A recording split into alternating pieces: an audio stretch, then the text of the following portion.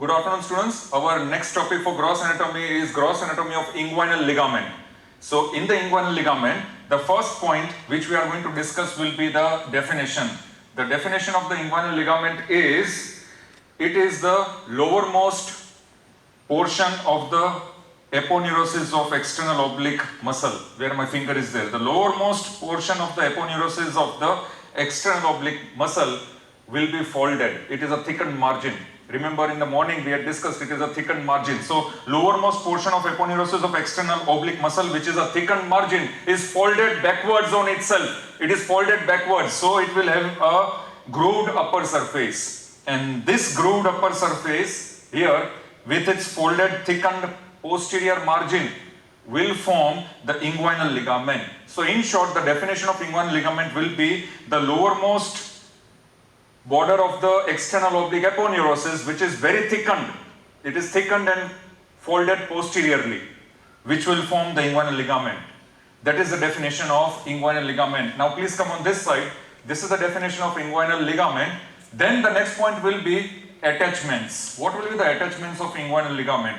The inguinal ligament, if I draw over here, anterior, superior, iliac spine. This is a cross section only. And if I draw here on this side, let me draw this above, so I may need more space. So if I draw on this side, anterior, superior, iliac spine here, and on this side we shall show pubic tubercle. So here I am going to show the pubic tubercle. Now, attachments laterally of inguinal ligament will be anterior, superior, iliac spine, and medially it is attached to pubic tubercle. This is how the inguinal ligament is attached. So these are the attachments of inguinal ligament. That is the attachments. Definition is over. Attachments are over. Now, third subtitle, the course. What will be the course of the fibers of inguinal ligament? Direction. So, definition is over. Attachments. Now the course of inguinal ligament. The entire inguinal ligament, it is the lateral part, almost the lateral part of inguinal ligament is placed at an angle of 35 to 40 degrees with the horizontal plane.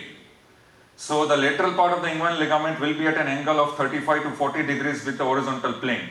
Next important point is, since it is the lowermost portion of the aponeurotic fibers of external oblique muscle, that is the aponeurosis of external oblique, which is having a thickened margin and folded posteriorly, the aponeurotic fibers will be at an angle of 10 to 20 degrees with the inguinal ligament. Remember, the aponeurosis which is coming from above will be at an angle of 10 to 20 degrees with the inguinal ligament.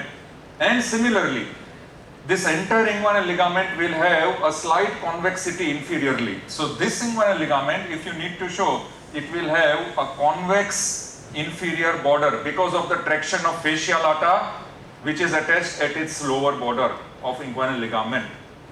And similarly, all the aponeurotic fibers of external oblique muscle, which are condensed in inguinal ligament, which itself the lowermost border will form the inguinal ligament, these fibers are transmitted along its long axis of inguinal ligament towards pubic tubercle. So this much is about the course of inguinal ligament. So we have discussed definition, we have discussed attachments, we have discussed the course, that is the direction of pattern of inguinal ligament. Now we come to a very important subtitle here, after the course, expansions of inguinal ligament. What are the expansions? This is very important. Now from this topic of inguinal ligament, so many MCQs or 1 mark question answers are being asked. So please try and note down all the 3 expansions. There are 3 expansions basically of the inguinal ligament. Number 1, lacunar ligament. And note down the other name of lacunar ligament, Gimbernet's ligament, Gimbernat', Gimbernet's ligament. So either it is called lacunar ligament or Gimbernet's ligament. That is one of the expansion of the inguinal ligament. Second will be the reflected part of the inguinal ligament, or reflected head of the inguinal ligament, or reflected part of the inguinal ligament. And the third will be, it is known as the pectineal ligament of Cooper. It will be known as pectineal ligament of Cooper. First, if we discuss the lacunar ligament or Gimbernet's ligament, 1 mark question answer, also MCQs or etc. So it can be asked in Viva also. What is lacunar ligament? From the medial end, this is the medial end, where the fibers are attached, where the inguinal ligament is attached medially to pubic tubercle. From the medial end of inguinal ligament, there will be a triangular shaped extension. And this triangular shape is called lacunar ligament, in which the apex of this lacunar ligament will be attached to the pubic tubercle. So if I show the basic lacunar ligament, then this is where the apex is attached. The apex is attached to the pubic tubercle. Medial end of inguinal ligament will show triangular expansion, which is called lacunar ligament. The lacunar ligament is triangular in shape and apex is attached to pubic tubercle. What about the lateral part of the lacunar ligament? The base of lacunar ligament. Now the base of the lacunar ligament, it will show a concavity. Here if I show, this is the base of lacunar ligament. This is the lacunar ligament here. So the base will show here, the base will show a concavity which is directed laterally, and therefore it will form the medial wall of one ring, and that is called the femoral canal. So here this is how it will form the medial portion of femoral canal, and here this is the femoral canal. This is the femoral canal. So the base of lacunar ligament, which is directed posteriorly, medially, will form a concavity which will form medial wall of femoral canal. And where is the apex of lacunar ligament? The apex is attached to pubic tubercle. Then the lacunar ligament, since the base is forming a concavity which will form medial wall of femoral canal, it is also extended backwards. The base is extended backwards and is attached to medial part of pecten pubis. Where is the base of lacunar ligament attached? The base of this lacunar ligament will be attached. Now this base of lacunar ligament is attached where? On the medial part of pecten pubis, bony landmark. On the medial part of pecten pubis, this is attached. So here, if you show this will be pecten pubis. If you show this structure, this is the pecten pubis bone where it is attached. So on the medial part of pecten pubis, the lacunar ligament is attached, the base. Please note down.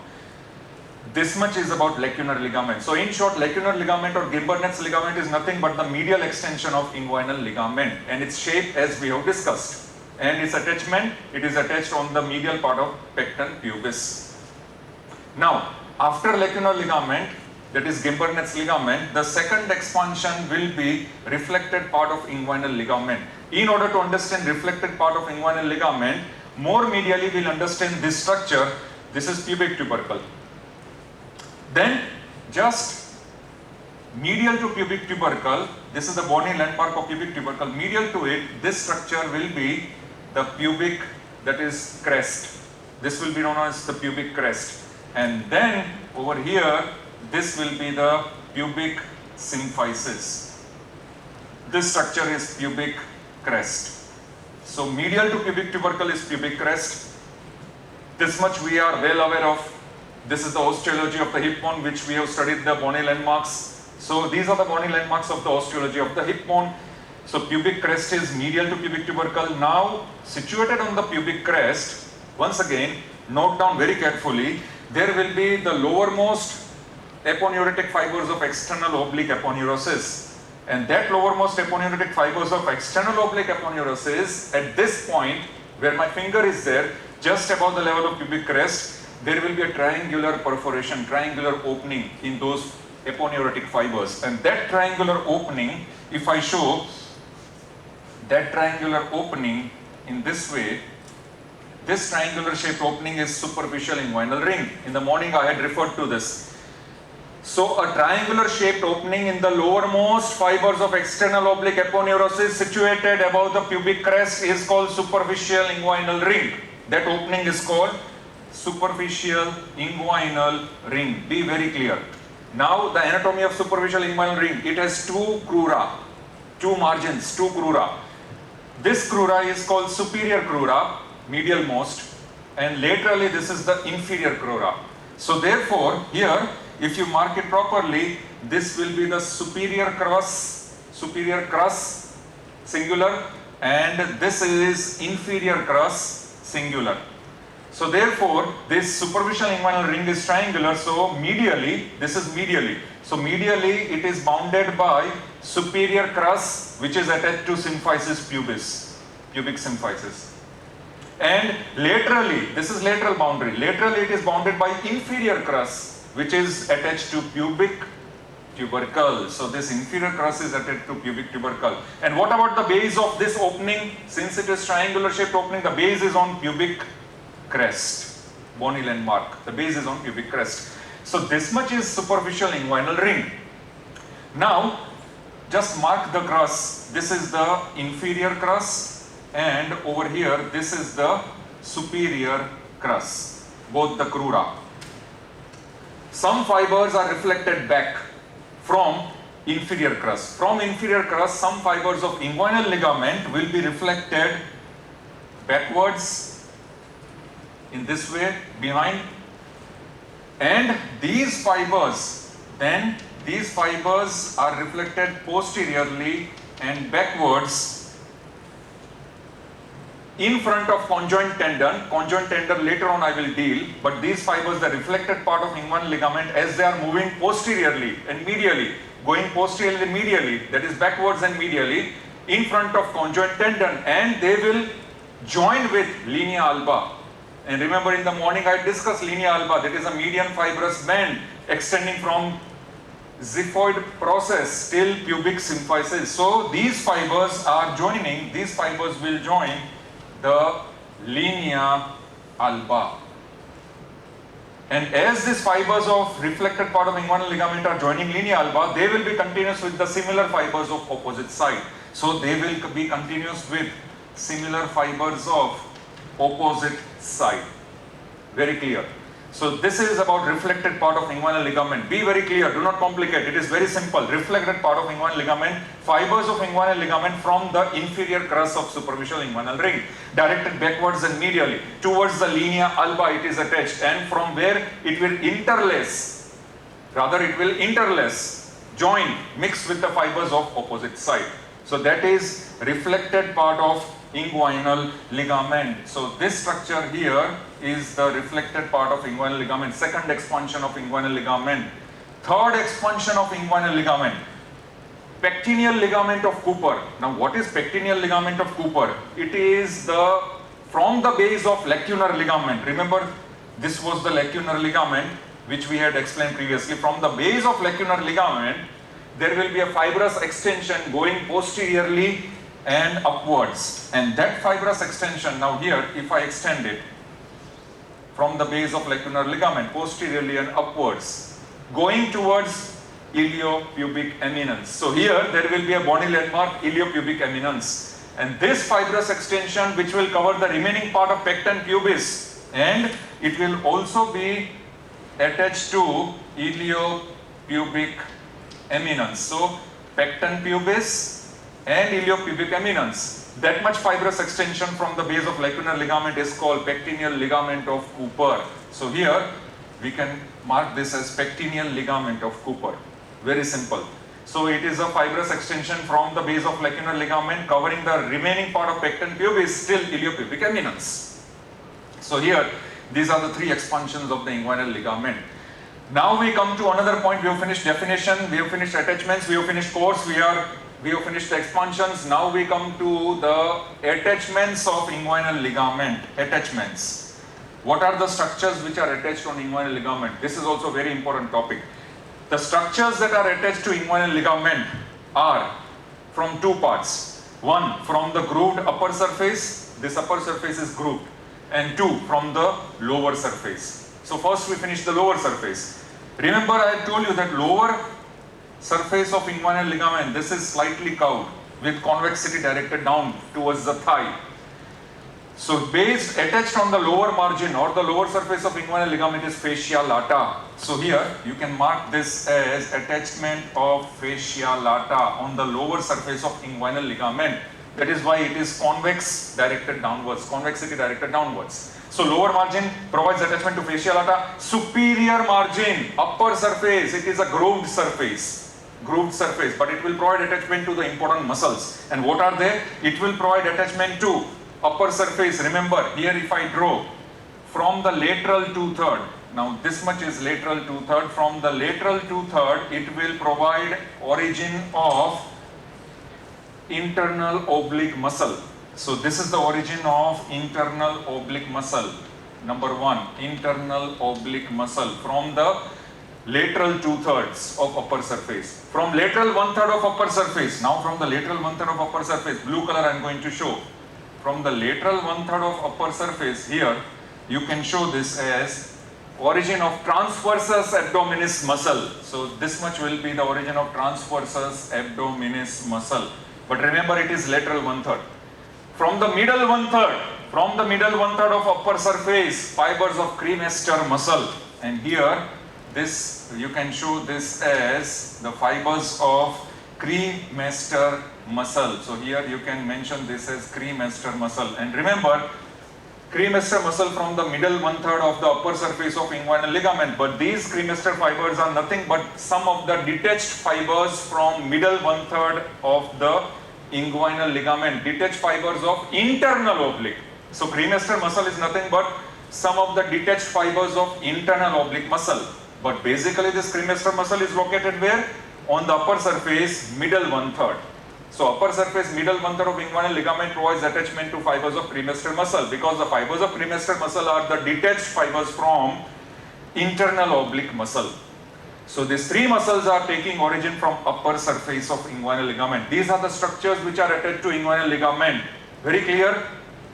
Now, after the structures that are attached, we come to posterior margin. Now this is very important to understand. What is the posterior margin of inguinal ligament, or how the posterior margin of inguinal ligament is basically attached? What are the structures?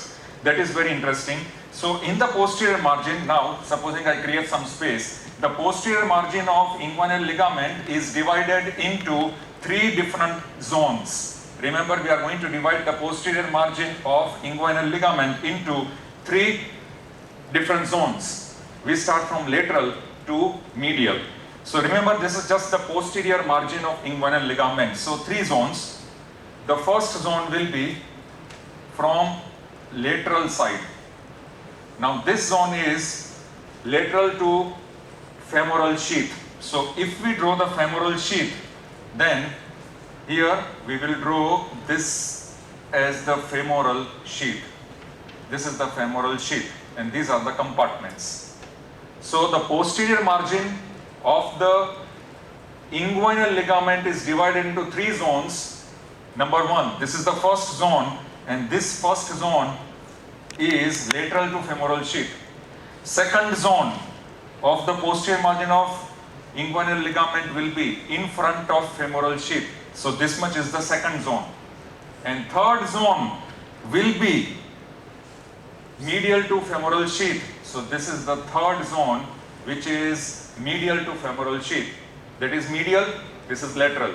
So the first zone, posterior margin of femoral ligament, lateral to femoral sheath, is the first zone. So basically, what are the structures here? Here, how the posterior margin of femoral ligament is formed is by joining of fascia transversalis and fascia iliaca. Now, at this posterior margin of femoral ligament, lateral to femoral sheath, there will be joining of these 2 fascia, fascia transversalis and fascia iliaca. So these fascia, they are attached. Supposing this is fascia transversalis, and there will be one more fascia which will be attached. Here I can show with this dot.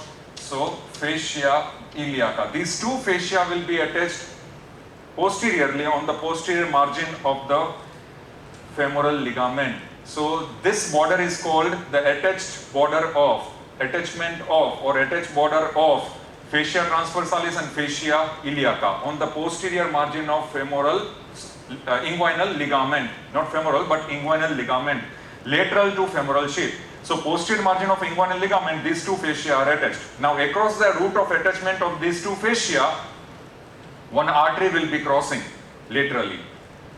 that artery will be deep circumflex iliac artery. So that artery will be crossing laterally in the form of the circumflex iliac artery between the route of attachment of fascia transversalis and fascia iliaca, where on the posterior border of inguinal ligament, lateral to femoral sheath.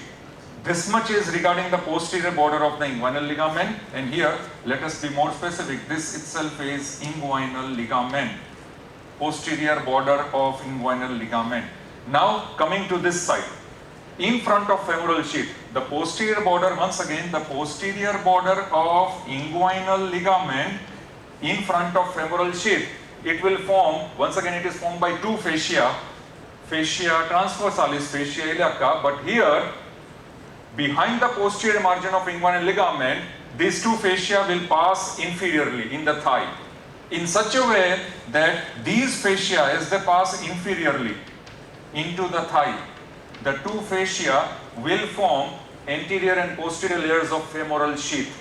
So fascia transversalis will form the anterior layer of femoral sheath down behind the posterior margin of the inguinal ligament, and fascia iliaca will form posterior wall of femoral sheath. Very clear. So this is regarding the posterior attachment of inguinal ligament in front of femoral sheath. Remember, all these structures are in front of femoral sheath. Now we come to medially. How posterior part of inguinal ligament is extending medially. What are the structures in the posterior part? The posterior part of inguinal ligament medial to femoral sheath, is nothing but which we have previously discussed, and that is, if you recollect, the lacunar ligament. So that is the lacunar ligament. So therefore here, this is the lacunar ligament, which is the posterior part of inguinal ligament where medial to femoral sheath. And remember, in the lacunar ligament explanation, I had explained that its base will form the concave margin of this femoral canal. So this is the femoral canal, and we know in femoral sheath there are three compartments. Medial most is femoral canal, and here there will be compartment of vein, and there will be compartment of artery which is laterally. So this completes the entire femoral sheath. This is the lacunar ligament. These three portions are posterior part of inguinal ligament. And now we come to the last subtitle. After the posterior margin, relations. These relations are very important. What are the relations of inguinal ligament? Now in the relations of inguinal ligament, we consider this only, the relations of inguinal ligament. First of all, anterior to inguinal ligament. What are the anterior relations of inguinal ligament? Remember two structures, skin and the two layers of superficial fascia. So skin and superficial fascia, the two layers. In between the two layers of superficial fascia, there will be three vessels. What are those three vessels? Superficial external pudendal vessels, superficial epigastric vessels, and superficial circumflex iliac vessels. So this much is anterior relations of this inguinal ligament. Inferior relations. What lies inferiorly? Inferiorly, the inguinal ligament has, during dissection, you can easily locate the superficial inguinal group of lymph nodes. Superficial inguinal group of lymph nodes just inferior to inguinal ligament. Superior, remember superior, in the beginning we had discussed that the superior border of inguinal ligament is grooved. As it is grooved, it will form the floor of inguinal canal. So superiorly, the inguinal ligament, as it is grooved, will form the floor of inguinal canal. And now comes the most important relations, which you are easily able to find out during dissection. During dissection, you are able to explore them. Very important. Try and understand these structures. Posterior relations. What are the structures which are related posterior to inguinal ligament? Remember, these structures we have discussed are the structures attached to its posterior margin. These are the structures related to posterior margin, the fascias. Now, what are the structures that are present posterior to femoral ligament? Extreme posterior to femoral ligament is hip bone. Be very clear. So hip bone is extreme posterior to femoral ligament. Sorry, inguinal ligament, not femoral ligament, inguinal ligament. So posterior to inguinal ligament is hip bone, and the space between inguinal ligament and the hip bone, this space will be known as the pelvi-inguinal space or pelvi-femoral space. And in between the space between hip bone and inguinal ligament, supposing this is inguinal ligament, this is hip bone. So in between the space between hip bone and inguinal ligament, several structures are passing. That is what you need to isolate and distinguish in dissection. What are those structures? The structures that are passing behind the inguinal ligament in the space between inguinal ligament and hip bone are from lateral to medial. We shall draw line diagrams, very simple, and try and remember.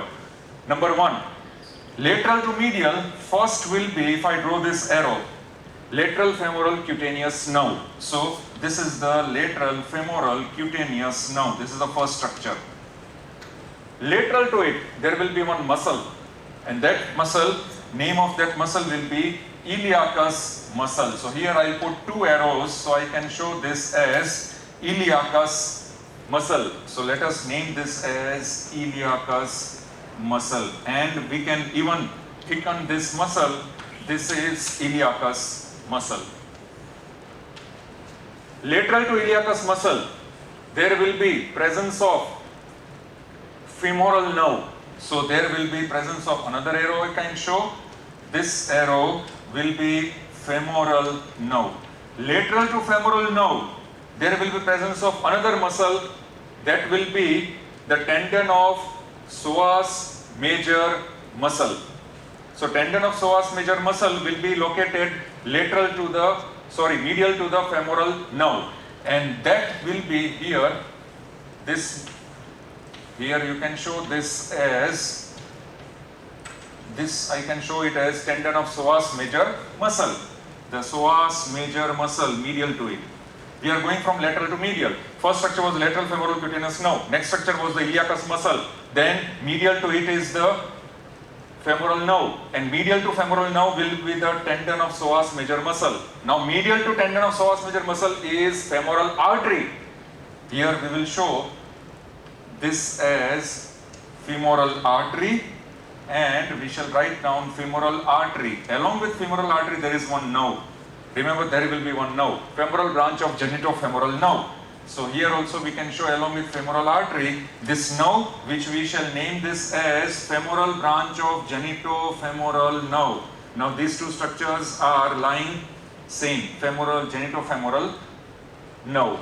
So once again, from lateral to medial, structures which are present posterior to the inguinal ligament, lateral to medial, first lateral femoral cutaneous nerve, next iliacus muscle, medial to it will be femoral nerve, medial to femoral nerve will be tendon of psoas major muscle, medial to tendon of psoas major muscle will be femoral artery and femoral branch of genitofemoral nerve, medial to it will be, now here it goes with femoral vein. So this femoral vein, this is femoral vein.